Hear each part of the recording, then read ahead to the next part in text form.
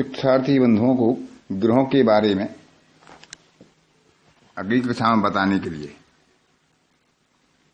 कि ग्रहों का बल कहां ज्यादा होता है। हमारी 4 प्रमुख दिशाएं होती हैं, पूर्व, पश्चिम, उत्तर और दक्षिण। पूर्व दिशा में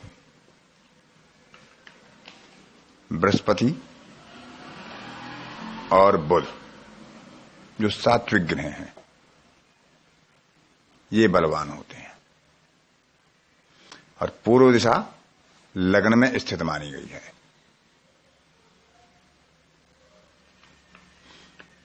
पश्चिम दिशा में शनि बलवान होता है जो सप्तम भाव में मानी गई है।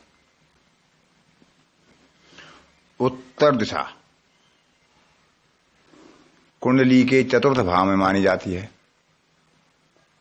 वहां पर चंद्रमा और शुक्र ये दिग्बली होते हैं। दक्षिण दिशा 10वें भाव में है जहां सूर्य और मंगल को दिग्बली माना गया है।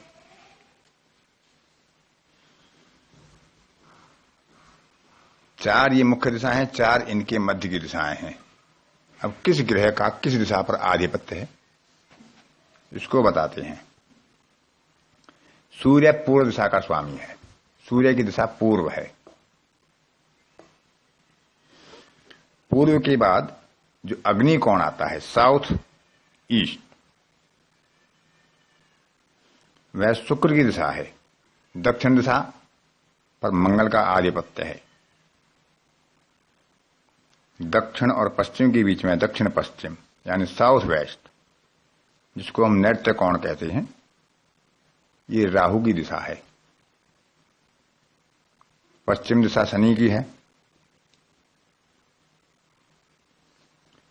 उत्तर पश्चिम यानी वायव्य कोण नॉर्थ वेस्ट, इस पर चंद्रमा का आधिपत्य है।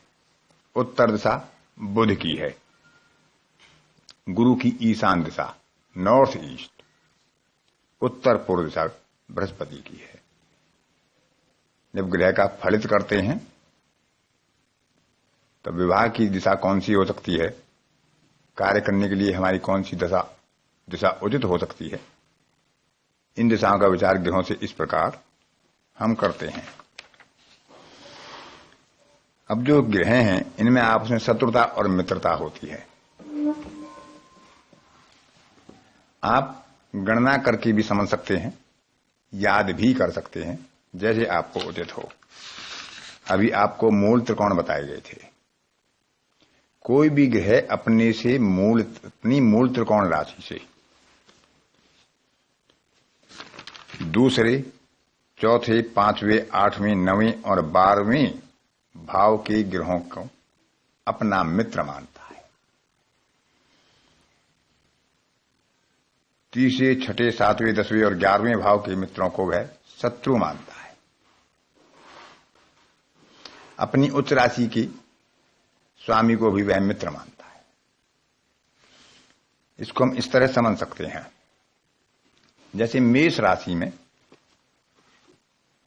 मंगल की मूल त्रिकोण होती है, तो मेष राशि से दूसरा भाव वृष हुआ।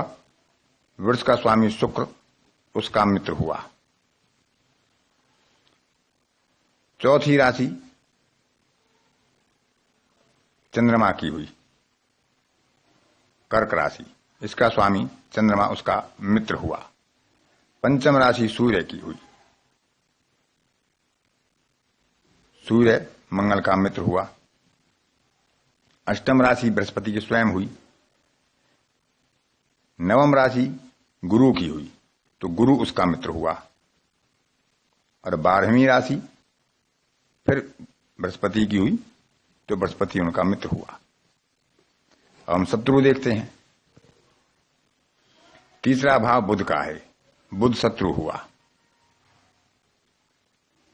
छठवां भाव बुध का है, बुध शत्रु हुआ। 7वां भाव शुक्र का है, शुक्र शत्रु हुआ। 10वां भाव शनि का है, शनि शत्रु हुआ, और 11वां भाव भी शनि का है, शनि भी शत्रु हुआ। अब यदि ग्रह एक बार शत्रु होता है और एक बार मित्र होता है तो उसे हम सम मानेंगे। वो ना मित्र है ना शत्रु है, उसे हम सम मानेंगे। जो ग्रह दोनों राशियों में मित्र है उसे हम मित्र लेंगे, और जो दोनों जगह से दोनों राशियों के आधार पर शत्रु है तो उसे हम शत्रु लेंगे। अब इसमें हमने देखा कि बृहस्पति दोनों राशियों के आधार पर मित्र आ रहा है, तो बृहस्पति मंगल का मित्र हुआ। चंद्रमा की क्योंकि एक ही राशि होती है, सूर्य की भी एक राशि होती है, और वह मित्र में आ रही है तो वह मित्र हुए। लेकिन शुक्र की एक राशि मित्रता में है और एक शत्रुता में है, तो शुक्र इनके लिए सम हुआ। शनि की दोनों राशियां,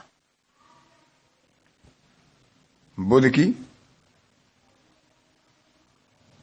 दोनों राशियां, इनके लिए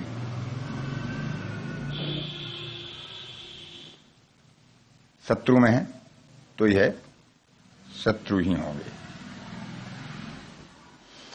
तो इसी प्रकार से इनका क्रम है, यह आप स्वयं भी समझ सकते हैं।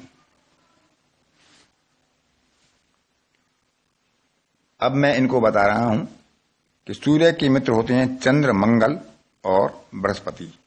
बुध उनके लिए सम है। शुक्र, शनि, राहु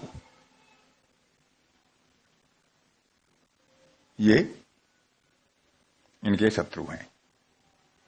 चंद्रमा के मित्र हैं सूर्य और बुध। बाकी मंगल, शुक्र, गुरु और शनि, ये 6 ग्रह चंद्रमा के लिए सम है।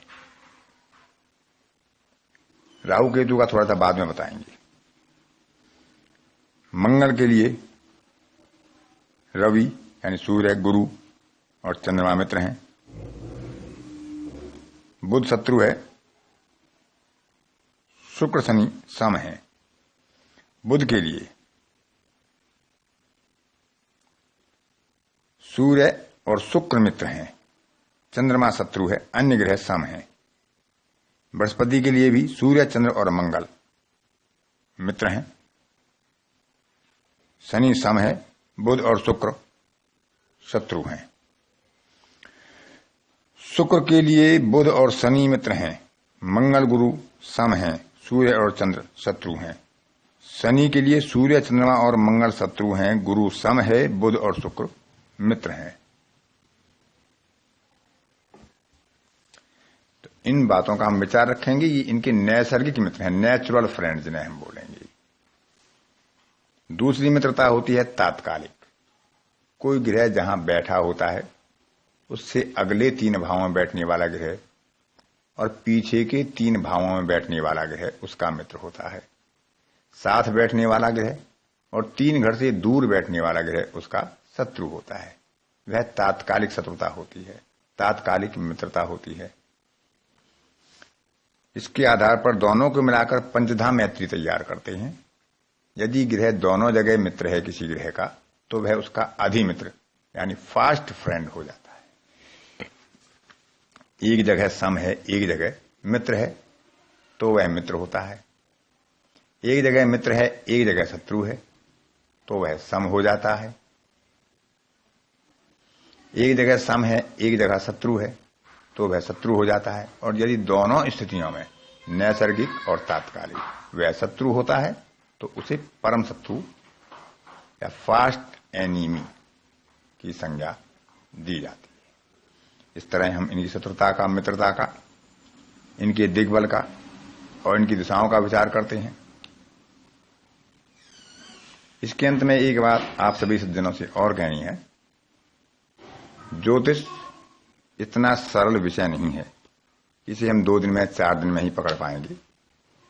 यदि आप धैर्य और संयम बनाकर रखेंगे तो सफलता निश्चित आपको मिलेगी।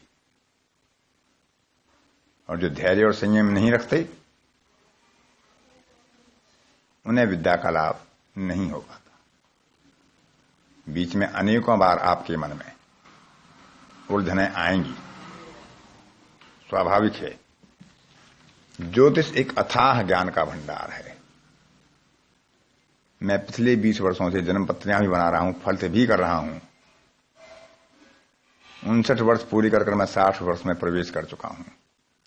मैं आज भी सीख रहा हूं, नए नए ग्रंथों से, नई नई जन्म पत्नियों से नए नए शोध कार्य कर रहा हूं, नई नई बातें देख रहा हूं।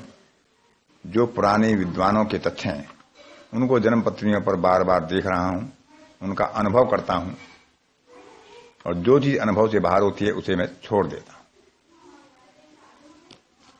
देश काल परिस्थिति के हिसाब से परिभाषाएं बदलती रहती हैं। कभी वाहन अश्व और हाथी हुआ करते थे, आज वाहन कार हैं, मोटर हैं, मोटरसाइकिल हैं। कभी अस्त्र और शस्त्र में तलवार और तीर और धनुष हुआ करते थे, आज बंदूक और पिस्तौल हैं। और हमारे प्राचीन शास्त्र हैं, प्राचीन युग में बने हुए हैं, उन्हें हमें आधुनिक परिप्रेक्ष्य में, आधुनिक परिवेश में कैसे देखना है, ये सिद्धांत के ऊपर निर्भर करता है कि हम सिद्धांत सीखें। लेकिन सिद्धांत एकदम ठोस नहीं होता। अनेकों ग्रहों का, अनेकों तथ्यों का सम्मेलन करके, और ज्योतिष अपनी विवेक का ज्ञान, अपने अनुभव का, अपने विवेक का परिचय देकर तब किसी सही निर्णय पर पहुंच पाते हैं। इसके लिए आपको धैर्य और संयम की आवश्यकता है। धैर्य और संयम बनाकर रखें, अपना मनोबल ना तोड़ें। और जो धैर्य और संयम नहीं बनाकर रख सकते, उनका स्वागत है, वो छोड़ सकते हैं। तो निवेदन है कि आप मेरी बात को समझेंगे और अपनी जिज्ञासा शांत करने के लिए ज्योतिष में अपना धैर्य बनाकर रखेंगे, और जो अथाह ज्ञान का भंडार है उसको आप सीखने का प्रयास करेंगे। कोई भी समस्या होती है आप फोन करके पूछ सकते हैं, या व्हाट्सएप पर अपना मैसेज छोड़ सकते हैं। मैं फोन करके खुद आपको आपकी समस्या का निराकरण करूंगा। ये आज कक्षा का अंतिम ऑडियो है। अब कक्षा परसों होगी। इन ऑडियो में या जो मैंने लिखकर भेजे हैं उनमें आपको किसी भी तरह की कोई समस्या आती है, कोई बात समझ में नहीं आती है, मेरी वाणी थोड़ा भारी है, आपको कोई शब्द समझ में नहीं आता है, तो आप निसंकोच पूछ सकते हैं। ये आपका अधिकार है। बहुत बहुत धन्यवाद।